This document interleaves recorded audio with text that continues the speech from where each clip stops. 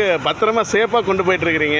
இப்போ இருக்கிற காலகட்டத்தில் நாய் வளர்க்குறது ரொம்ப பராமரிக்க. இங்கே மனுஷனே வளர்த்த முடியல, மனுஷனுக்கே சோறு போட முடியல, கவலைப்படுறாங்க. நீங்கள் டாக்கை வளர்த்து என்ன பண்ண போகிறீங்கண்ணா? இந்த மாதிரி டாக்கை நம்பிடலாம், மனுஷனை நம்புறது டாக்கை நம்பிடலாம். நன்றி விசுவாசமும் அதுக்கு தானே இருக்குது. நம்ம பெற்ற குழந்தைங்க கூட நம்மளை பார்த்துக்கோமா இல்லையான்னு தெரியல. இது நன்றியுள்ள என்னாலும் கண்டிப்பாக இருக்கும். ஓ, அப்படி சொல்ல வரீங்களா? நன்றி விசுவாசம் இருக்குது. அதாவது நம்ம என்ன பண்ணாலும் இது நம்ம கூடயே இருக்கும். நமக்கு பெற்ற வளர்த்தோம் அப்படிங்கிறத விட இதுங்க எப்படி இருந்தாலும் நமக்கு எது போட்டாலும் சரி நம்ம கூடயே வரும். இதுக்கிட்ட தான் நன்றி விசுவாசம் இருக்குங்கிறீங்க. அதனால தான் ரொம்ப பத்திரமா வளர்த்துறீங்க. அது இல்லாமல் இது சாமி ஒன்று, பைரவ சாமியோட சம்பளம். ஓ, இதுவும் சாமி ஒன்றுங்கிறீங்க. உங்களை நாய் டாக் ரொம்ப பிடிக்குமாங்கண்ணா? ஓ, ஏன்னா எல்லாத்தையும் பார்த்துட்டீங்க, வெளி உலகத்தை பார்த்துட்டீங்க, பார்த்தனால டாக்கை வளர்த்துறீங்க. இதாவது நம்மளை பார்த்துக்குவோம் அப்படின்னுக்காக வளர்த்துறீங்க.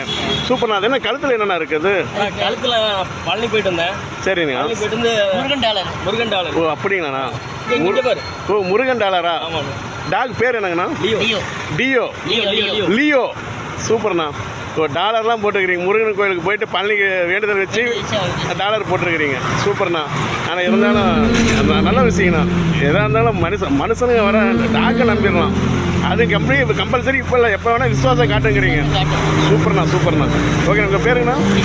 விஜய். உங்கள் பேருங்கண்ணா? மணி. இது பாப்பா டாக் பேர் டியோ. ஹாய் டியோ. Hi deo.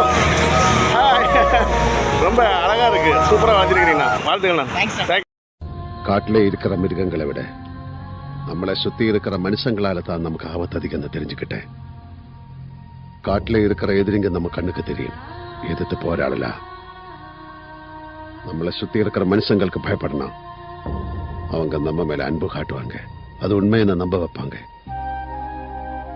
அதை நம்பி நம்ம வாழும்போது நமக்கு துரோகம் மட்டும்தான் மிஞ்சும்.